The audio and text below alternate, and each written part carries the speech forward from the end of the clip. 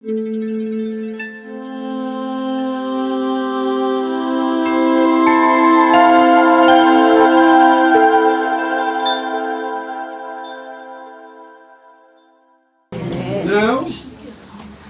this afternoon, I want to speak to you about devotion, from devotion to commission. From devotion to commission. We are talking about this theme for at least 4 weeks. It's already 4 weeks, right? So we're going to talk about from devotion to commissions, praying for the harvest and sending workers, devoted and discipleship. Prayer always move us outward. Amen. Prayer always move us outward. Church, the Gospel Fellowship, mga kapatid, as we continue our series on devotion and prayer, today, we reach a pivotal moment. Many believers treat prayer as a private devotion, a comfort, a moment of quiet, or a spiritual routine. But true prayer always move beyond ourselves. Yes, prayer is communication with God. But when we pray, we are called to pray passionately, purposely.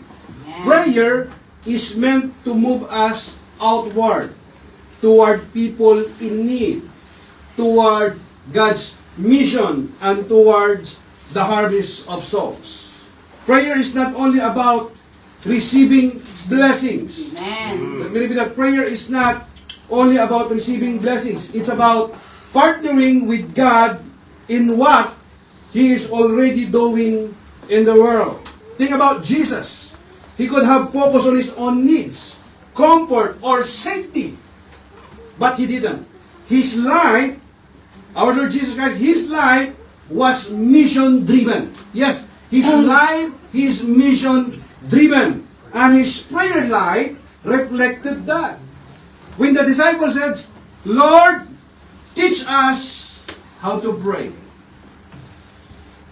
The disciple did not say, Lord, teach us how to perform miracle. Lord, teach us how to preach. Because they know Jesus. Jesus, His routine. Very early in the morning, Jesus went to a solitary place and prayed.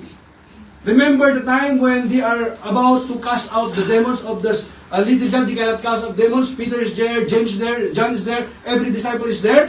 And then even the father of this little John is already complaining. Why they cannot cast out the demons? All kinds of prayer maybe. They do all kinds of prayer, maybe Pentecostal prayer, maybe whatever of prayer. But they cannot cast out the demons.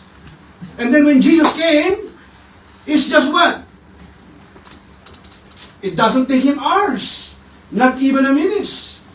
Because when Jesus came down, I believe that He came down just to have devotion, fellowship with His Father, and just only one word for Jesus. And then they saw this child is what? Free. And then, when they are together, this time, they came to Jesus and the disciples, Lord, teach us how to pray. This time, we become smart. This time, they know the key. That all of this is from where? Fellowship, devotion with the Father. Lord, teach us how to pray. Why did they tell to Jesus, Lord, teach us how to pray? And we know that this, the disciple of Christ, starting from their 8 years old, their parents already taught them how to pray. They know already. But you know what? They saw Jesus, the way He pray is different. And you know what Jesus? Lord, teach us to pray. This then, how you pray. Listen to this. Our Father. Wow. In fact, that is the very first time that when you pray to God, you know what? When they pray to God, they cannot even mention the name God because they are so scared. You know what? This is the very first time that when you approach God, Jesus said, this then, how you pray. Our Father, who art in heaven, hallowed be thy name. Thy kingdom come. Thy will be Let us done. pray. Father God, we thank you that your word, they are life and spirit. As I'm going to share your word today to your people, use your servant and instrument only.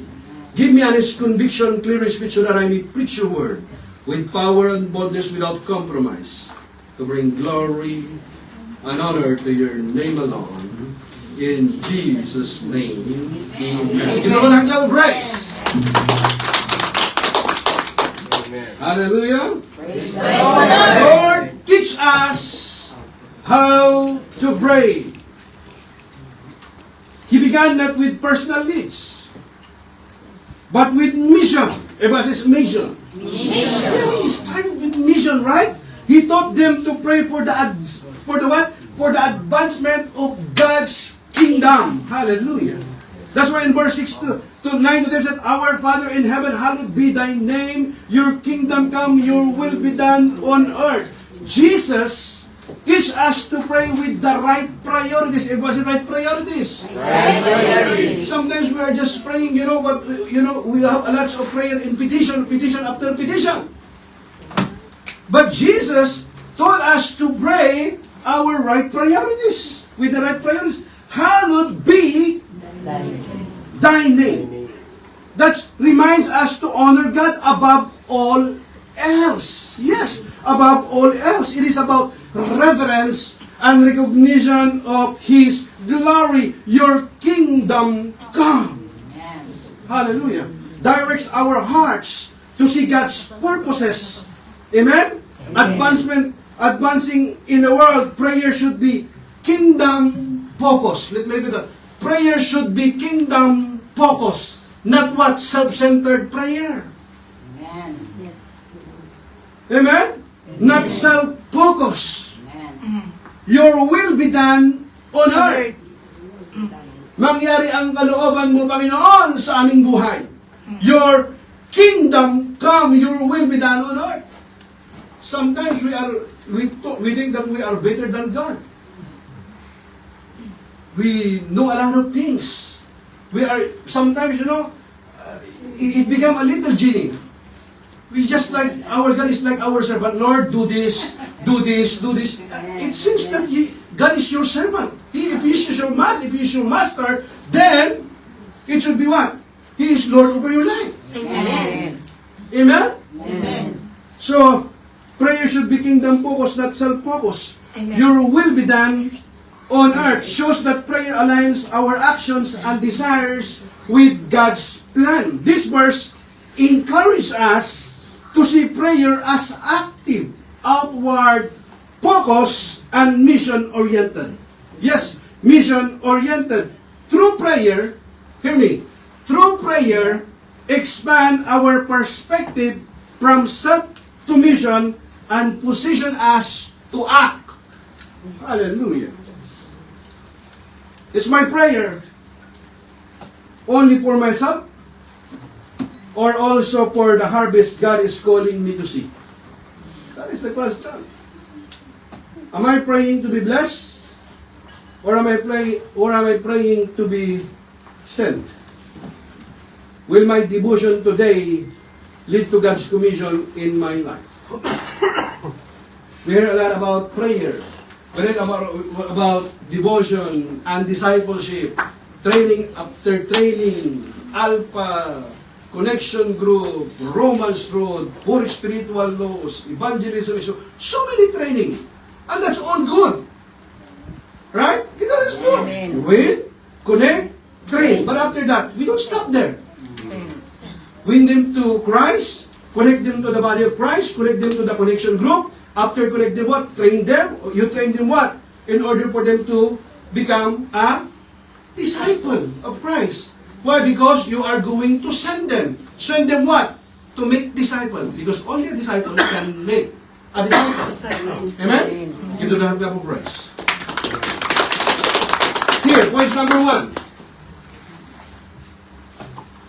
1. Seeing the harvest through the heart of Jesus. See? Jesus wants us to see the world the way He sees it.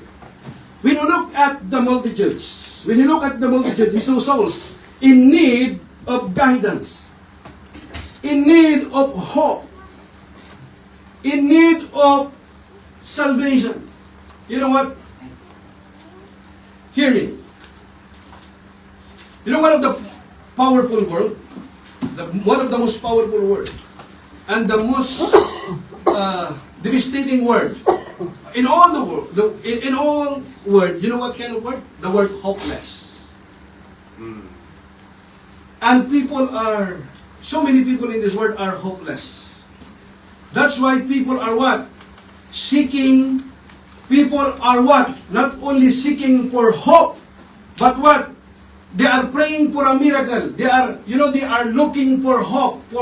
That's why so many in this world who entertain us to give us hope. You know what? But when you talk about hope in the Bible and hope in this world is totally different.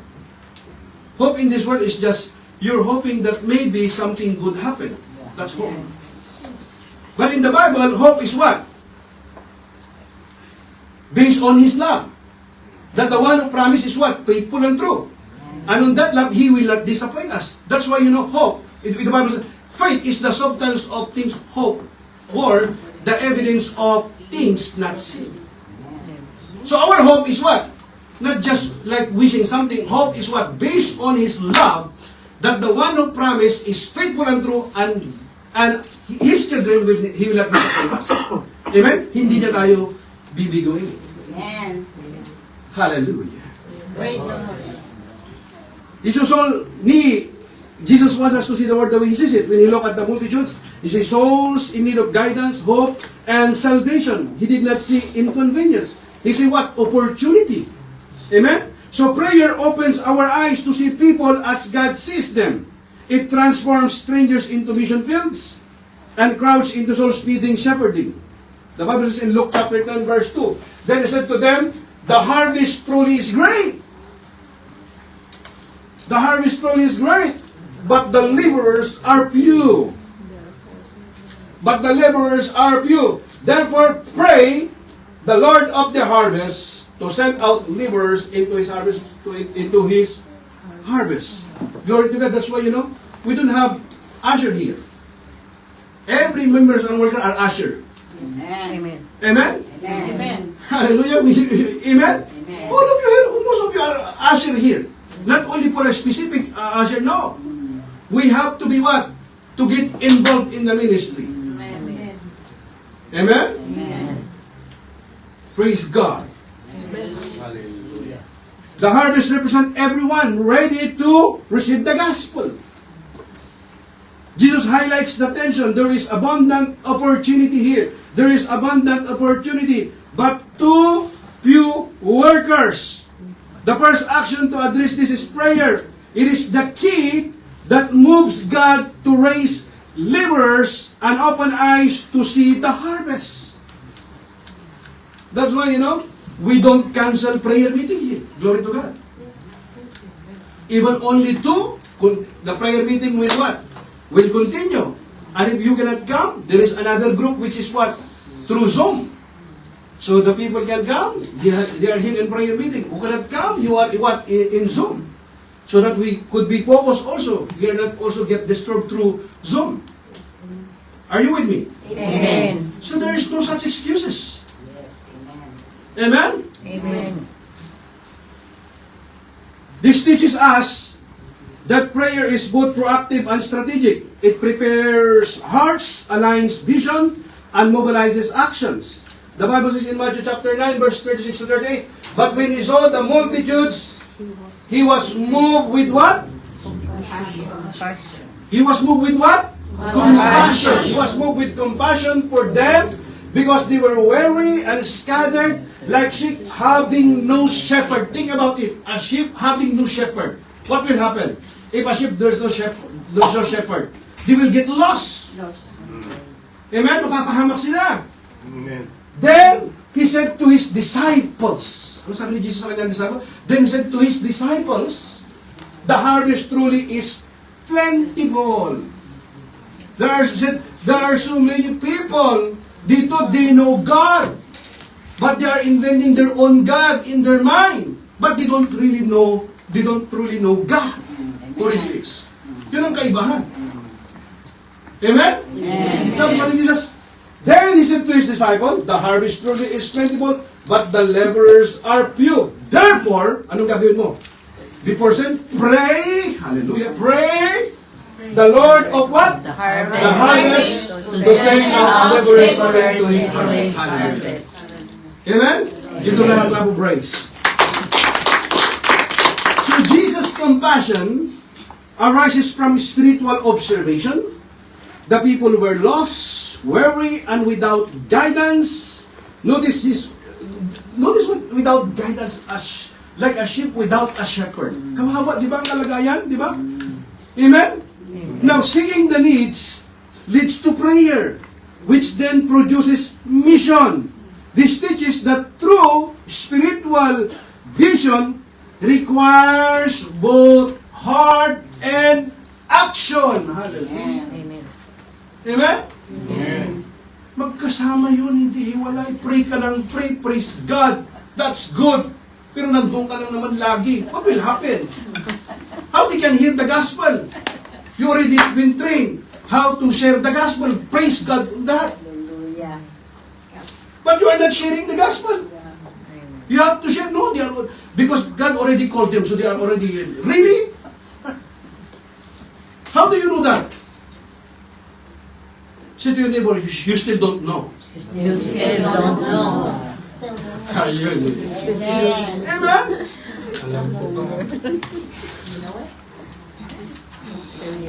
So, this teaches that true spiritual vision requires both heart and actions. Prayer is what transports empathy into tangible ministry. Imagine standing on a balcony above a city. One person sees only traffic. Another sees buildings. They see traffics, they see buildings, but a pastor trained in prayer, what? Says souls in need of God's love. Yan yung kaibahan, a Christian, a believer. You know, you see naman, there's so many traffic, there's so many car, beautiful building. You know what, a child of God? I said, no, there's so many souls here still don't know Jesus. Lord, give me the fire in my heart like Jeremiah. Lord, give me the hunger and thirst to share your word, O God, so that people come to the saving knowledge of our Lord Jesus Christ. Lord, fill me today. Hallelujah. My question is, how do you know that you are called? Some people say, no, I still don't know that I'm called. Tinawag ba talaga ako ng Panginoon? How do you know that you are called? Hear me and look at me. You know that you are called when you become born again. Amen. When you receive Christ as your Lord and Savior, praise God on that, but you don't stop there.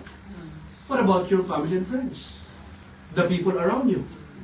Kailangan din ng kaligtasan. Amen. Because kung wala sang Christ sa kanilang buhay, walang Christ na nagligtas sa kanila sa krus ng Kalbaryo, saan ang punta ng tao? The wages of sin is what? Death. And that is spiritual death. But the gift of God is what? Eternal Is life. eternal life. Through Christ Jesus our Lord. That's why you have to share the gospel. Amen. You don't have clap of praise. Amen? So prayer, open your eyes to see what others may miss. Ask God to help you see people through Jesus' eyes. Pray for compassion, not convenience. Amen. Wala kasing transport. There is no transport. More than 20 years, for more than a 2 decade here in Kuwait, I don't have a car. No transportation. There's no car. But there's a lot of transportation, is it? You can go by bus. Or you can walk if you want to. Or you can go taxi if you want. But don't make excuses. Amen? Amen. Hallelujah. Praise the Say to you, don't make so many excuses. Amen?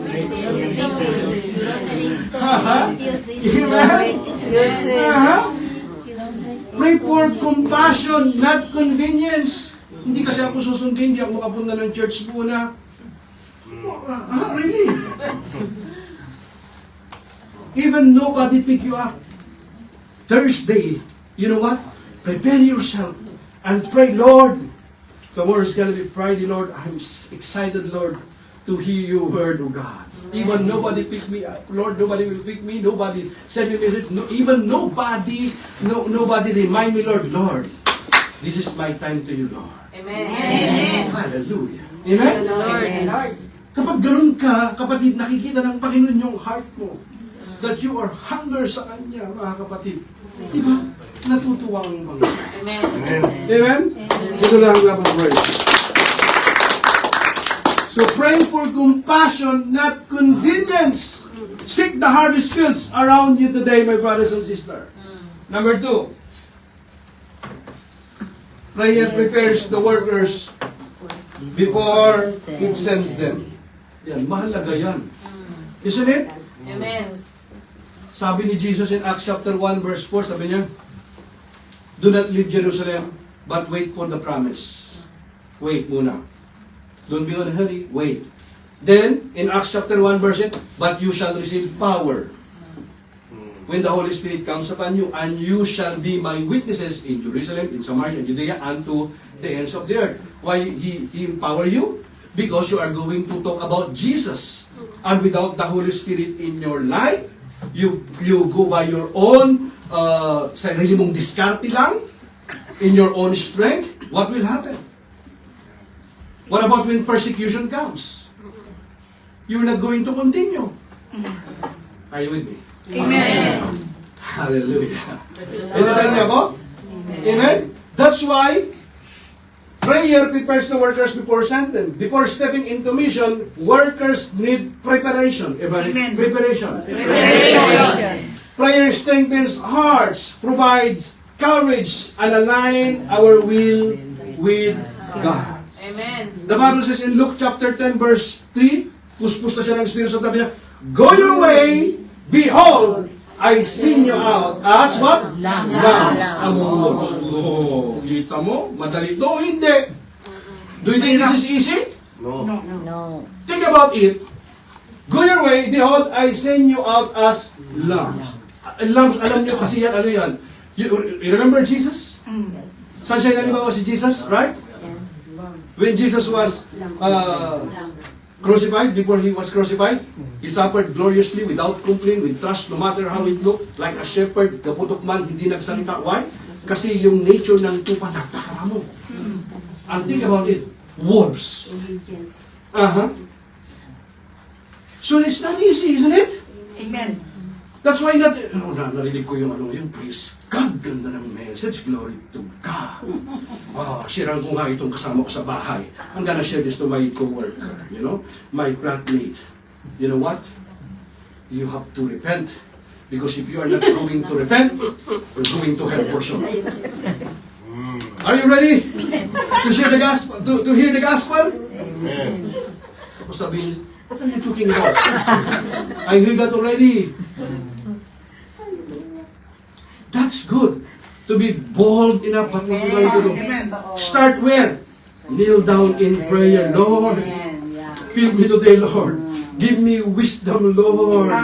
Prepare the heart, open the spiritual eyes, ears, so that when I share your word, the heart will be ready, oh God. And most of all, prepare my heart, oh God. Amen. Amen? Ganun yun, kapatid. Jesus prepares the disciples by warning them of what? Danger. Amen. Yes. Mission is not without opposition. Remember that. Mission is not without opposition. But prayer equips worker with spiritual armor, discernment, and what? Boldness. Prayer is the foundation for resilience and faith in the face of what? Challenges. Hallelujah. Kasi puspos ka na. You are already filled with the Holy Spirit. So even there are so many obstacles in front of you, you know already it's not surprising that opposition will come along the way, but thank God, He already prepared you.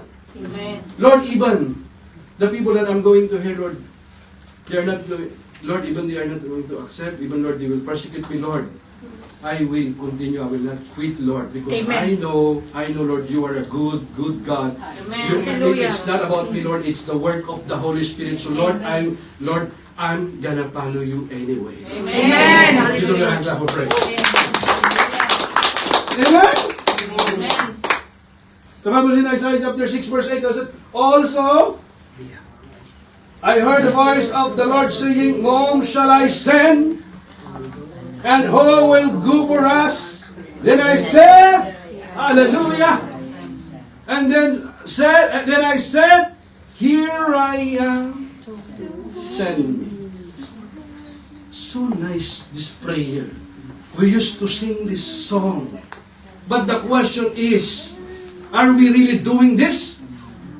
Or we are so comfortable in our comfort zone, we don't want to go out.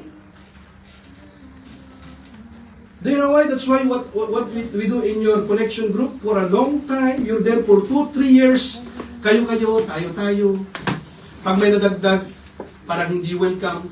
So after 3 years, bless me club. So what we gonna do? No, it's about time for you what? Not to divide, but to multiply. Amen. You learn a lot, but what we're going to do? Share the gospel. Amen? Amen. Start saan? Start to your own family. Lord, use me, Lord. Send me, Lord. Bring me in Kenya, Lord. Bring me in Africa, Lord.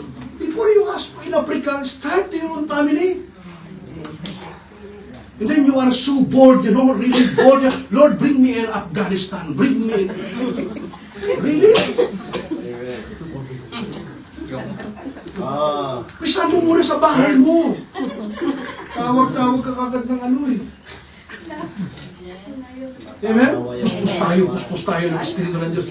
Start ka muna. Doon muna sa anak mo. Start to your family, to your mother, to your father, to your brother, to your sister, to your cousin. Start there. Amen? Sometimes, you know, just train yourself, start your family. I want you to listen, huh? Because I'm going to share this to my co-workers, so listen. Use this as strategy. Listen if I'm sharing the right way. We learned about Romans Road yesterday in our training that pastors told us about the verses in Scripture in Romans chapter 3. Verse what? 10. Come on, 1, 2, 3. Romans chapter 3. What's it up? Walang matuwid, wala kahit isa. Oh, alam mo isang verse. Then ano yung kasunod? Romans chapter 3 verse? 23. 23. Then? 5? Romans chapter 5 verse 8, Romans chapter 9, 10 verse 9 to 10, then Romans chapter what? 10. So, by this, you are going to use this Romans road to share the gospel. Hallelujah. Praise the Lord. Amen? So Isaiah's response comes from intimate encounter with God. Are you with me? Amen. It comes from, when you encounter God in your life, my brothers and sisters, nobody can stop you. Are you with me? So Isaiah's response comes from intimate encounter with God. Prayer enables us to hear His call clearly and respond boldly. Yes, respond boldly. Without prayer, hesitation or fear dominates. Prayer transforms readiness into action, preparing hearts to obey God's call. Just like a soldier, isn't it? A soldier trains before going into battle. Kikita ka ng soldier without training, you just going to give him immediately guns. Ako madisgrasya pa siya. Right? Amen. Just like an athlete. A doctor studies before performing surgery. Prayer is God's training ground for the worker. It prepares, equips, and strengthens before we face the mission. So pray before acting. Let God shape your heart. See, notice the word always heart. Ask for courage. Pray for wisdom. Pray for guidance. Pray for protection. Then recognize that prayer equips you more than your own effort. Amen. Amen? Amen. More than your own effort. Number 3. Kita mo yung kasunod? Can we read? 1, 2, 3. The church sends workers through prayer and fasting. This year we started in prayer and fasting. Praise God, glory to God sa inyong mga buhay. The sending of workers is spiritual, not just administrative. Notice the word spiritual, not just administrative. the church at Antioch prayed and fasted before sending Barnabas and Saul, showing that obedience flows from devotion. Acts chapter 13, as they ministered to the Lord and fasted, the Holy Spirit said, "Now separate to me Barnabas and Saul for the work to which I have called them." Then, having fasted and prayed and laid hands on them, they sent them away. Saan nag-start when they started? They prayed and fasted. After that, they sent them away. Nakapag-train na kasi ang mga ito. Amen? So prayer and fasting positions the church to clearly hear God's guidance. Sending workers without seeking God's risk-based alignment. Prayers ensure that the church's mission aligns with God's plan, producing fruits that last. Chapter 16. Next verse. Chapter 6. Therefore, therefore, let's seek out from among you 7 men. How many? 7 men of good reputation, full of the Holy Spirit and wisdom. but we will give ourselves continually to prayer and to the ministry of the word. Notice the word here. They're not saying that this is not important. It's important, but the disciple wants to focus where? In prayer and to preach the word, to share the word. So, yung mga iba sila mag-aasikaso saan? Full of the Holy Spirit to ang saan? Mag-aasikaso muna sa kusina. Thanks God, that's why ang dami rito that's why many of you here cook. You love to cook. Huh? Are you with me? Amen. Kasi para may kaayusan. Kasi our God is God of order. Let all things be done decently in order. Amen? Amen. Even for practical decisions, the church prioritizes spiritual alignment. Prayer ensures wisdom, clarity, and faith-driven decision-making. Without prayer, ministry may be efficient, but not effective. Even in practical ministry, prayer takes precedence. Seeking God first ensures decisions are spirit-moved. In our meeting just now, before we start our prayer, we start our service, we have a meeting. We see already, the members, the workers are already responding. But what I told them, yeah, that is really good. We see already the works of God. But let's do it pastoral. Let's pray first. And then we share to our members. Why? Because we recognize it's not our own effort. Yes, we have to move. But we always rely on God. We don't rely in our own strategy only. Amen. Amen. Amen? Amen. See to neighbor, now you understand? You understand? You understand, eh? Efficiency alone does not guarantee effectiveness. Let me repeat that. Efficiency alone does not guarantee effectiveness. Prayer ensures every action honors God and fulfills His purpose. Think of a radio. Without proper tuning, the signal is unclear or distorted. Prayer and fasting tune the church to God's voice, allowing His instruction to be heard and followed accurately. Without tuning, the mission may falter. So commit to prayer and fasting before sending workers. Trust the Holy Spirit to guide the church. Pray for those God is raising to be sent into His harvest. Number 4. Praying churches become sending churches. Kita niyo mga kapatid? Praying churches become sending churches. Glory to God. It's not me or Sister Lisa. It's not our own strength. Before, we have only one service. Isn't it? Glory to God. We started a few people, 7 people. But now, how many? We already have, glory to God, we already have 5 worship services. Some of you also now here. I want to meet you personally because I really don't know your name now. I want to know your name one by one. My wife, Sister Lisa, for sure. They know all your name. Glory to God. We do the 2 services because some of you cannot come in. You want to do something in the afternoon, you come in the morning. Some of you have work during Friday. We have Saturday and Parwania. Some of you, you're there on Sunday now. We have Sunday services. Some of you cannot come because you have work. We have also Zoom. You see that? We have Monday, Tuesday, Wednesday, Thursday, Friday, Saturday, Sunday. We have morning, we have evening, we have midnight. Which one do you like? And still you cannot come? No, it's your problem. Hindi na sa Diyos yan. Ginawa niya ang lahat para sa iyo. Para abutin ka. Marami ka pang dahilan. Amen? Amen. Prayer produces obedience. That's right. Obedience produces sending. Sending produces what? Harvest.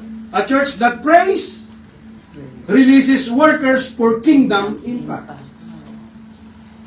Luke chapter 10. The Bible says, carry neither money, bag, knapsack, nor sandals, and heal the sick there and say to them, the kingdom of God has come near to you.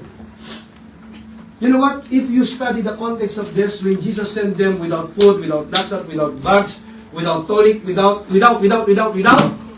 when they come back, after all this, they follow Jesus. You know what is the question of Jesus?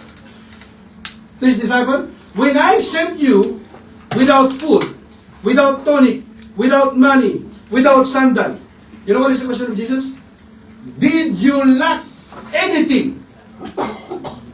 You know what is their answer? No, Lord. We don't lack anything. Why? Because when you seek first the kingdom of God and His Righteousness. and all shall be, Unto di sila nagkulang. Jesus teaches reliance on God's provisions and guidance. Workers must trust fully and obey instruction. Prayer equips believers to obey faithfully, act boldly, and trust God for the result. Dependence on God is critical foundation for mission work. Romans chapter 10, verse 14 to 15. How then shall they call on Him in whom they have not believed? How shall they preach unless they are sent? Amen? Amen. Unless they are sent. So the gospel reaches the lost only when workers are sent. Prayer mobilizes believers and churches to action. Obedience and mission are inseparable, mga kapatid. Inseparable prayer moves the church. Sending moves the message, and lives are what? Transformed. So be willing to be sent or support those who are sent. If you cannot come, if you cannot go, then send. Be willing to be sent or support those who are sent. Pray for harvest fields around you. Encourage others to join God's mission. So pray. We have a mission this year. Amen? Amen. So I want you to get involved, to get connected in this mission. Amen, mga kapatid? Amen. Number 5, prayer and obedience shape us into vessels for God's mission. 2 Timothy chapter 2, verse 21. Therefore, if anyone cleanses himself from these things, he will be a vessel for honor. Notice the word vessel for honor, sanctified and useful for the master, prepared for every good work. Hallelujah. So God's word guide your decision so that you can become a vessel ready for His word. So therefore, the Bible says, if anyone cleanses himself from these things, meaning what? Turn away from sin. Meaning, not only turn away from sin, distraction, or anything that blocks your closeness to God. Yung mga bagay na nakakabalakid sa iyo, bakit hindi ka nakakapagpatuloy sa Panginoon, sa paglilingkod sa Panginoon? Ano ba yun? Kasalanan. Ano ba yun? Yung mga nakakablock sa iyo. You know that. Isn't it? Alam mo sa sarili mo yan. Pwede bang hindi mo alam? Is there anything in your life that blocks hinder you to serve the Lord? Who is it or what is it? Pero nung nagsabi, makamundo daw. That's right. Yes, written in the scripture, di ba? If you love this world, the love of the Father is not in you. That's why we are called what? Not to be conformed to the pattern of this world, but be transformed by the renewing of your mind, so that you may prove what is good and acceptable and perfect will of God. Amen? So turn away from sin, destruction, or anything that blocks your closeness to God. Cleansing doesn't mean being perfect on your own. It's letting God's work in your heart. Prayer and obedience prepare us for His purposes. He will be a vessel for honor. It's so nice. He will be a vessel for honor. God uses those who are committed. Those who are committed and obedient to carry out His word. Being a vessel for honor means our lives reflect God's glory and integrity. Ever say, integrity. Integrity. Mahalaga din po yan. That is very important. You wanna test a person, his integrity? It's very easy. Look at me. That person, any one of us here, give him power and money and access with many things, it will show his true color. Give him a lot of money and power, influence. You will see his true integrity. Are you with me? Amen. Kaya siya mabait kasi wala pa siyang influence, wala pa siyang power, wala pa siyang maraming pera. Kapag mayroon ka na nun, doon mo makikita talaga ang pagkatao niya. Amen. Say to your neighbor, when you get rich, When you get rich, don't change. don't change. Are you with me? When you Huwag get kang rich, magbabago. Kapag ka nagkaroon ka ng maraming pera, magkaroon ng influence, when you get bago. rich, don't change your mind. Stay humble.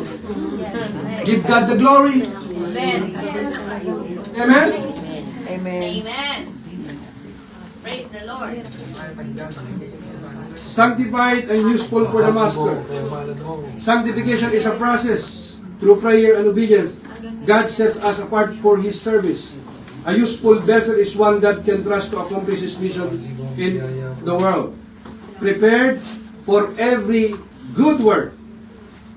Obedience and consistent prayer equip us for every task God called us to, even those beyond our imagination. God doesn't just call the equip. He equips the call. Amen? Amen. So spend daily time in prayer to stay close to God's will. Practice obedience in small and big things. It shapes your heart for greater missions. Let God's word guide your decision so that you can become a vessel ready for His work. Would you stand up, my brothers and sisters? Church, hear me. Here comes the most important part of this meeting. Prayer is not the end of devotion. Prayer is not the end of devotion. It is the beginning of mission. If you want to understand this complete message, full message, I just want you to, just at least, here. This message is about Christ-centered. This is the heart of Christ. My brothers and sisters, I just want you to understand it with, this one line. Prayer is not the end of devotion. It is the beginning of mission. Prayers open our eyes to the harvest. Prayer prepares workers with courage, wisdom, and faith. Prayers empowers the church to send laborers into God's kingdom fields. God is calling His people today. God is calling His people today to pray for the harvest. Prepare through what? Get connected to a prayer meeting, prayer and fasting and intercession, and release workers. The harvest is ready, my brothers and sisters. God's field are ripe. Will our devotion move us to commission? A church that prays become ascending church. Amen. Ascending church produces workers. Workers being the gospel to the lost. Workers bring the gospel to the lost, and lives are transformed. This is how God multiply His kingdom today. My brothers and sisters, your prayers matters. Every time you pray, you're not wasting your time. It pleases the Lord, a sweet aroma in His presence. Think about it. We have an access to our Father in heaven. That is a great privilege as a child of God. Amen? Amen. Your prayer matters. Your devotion can ignite missions, and your willingness can release life-changing impact into the world. So do not hold back. Stay forward in faith. Pray with purpose. And let God use you to send workers and transform lives. The fields are ready. The question is, will you answer the call? Because I believe God is calling you today. Amen? Amen. Are we like the disciple? You know what? They follow Jesus. When Jesus called them, I will make you fishers of men. Everyone Jesus called in the Bible, He called them publicly in front of many people. I believe with all my heart, men and women are called by God to share the gospel. Not only for the specific people. Share. Share Jesus, the love of Christ. Amen? There is something you can share. You understand the gospel clearly, my brothers and sisters. You know what? The disciples, when they received the word, that's we call apostles' doctrine. I taught you many times about apostles' doctrine, isn't it? There's no so many doctrinal teaching about, level 1, level 2, level 3. That's all good. But you know what? When the disciples obey the Lord, follow the Lord, they shake the world upside down with signs, wonders, miracles, follows. What is their teaching? Yes, they are filled with the Holy Spirit, but their teaching is very simple and plain. Apostles' doctrine that Jesus was the Christ. Hallelujah. Christus Christ. Hallelujah. The anointed one, the Savior. Jesus was the Christ, that He rose from the dead. He talked about the finished work of Jesus on the cross of Calvary and salvation by His name.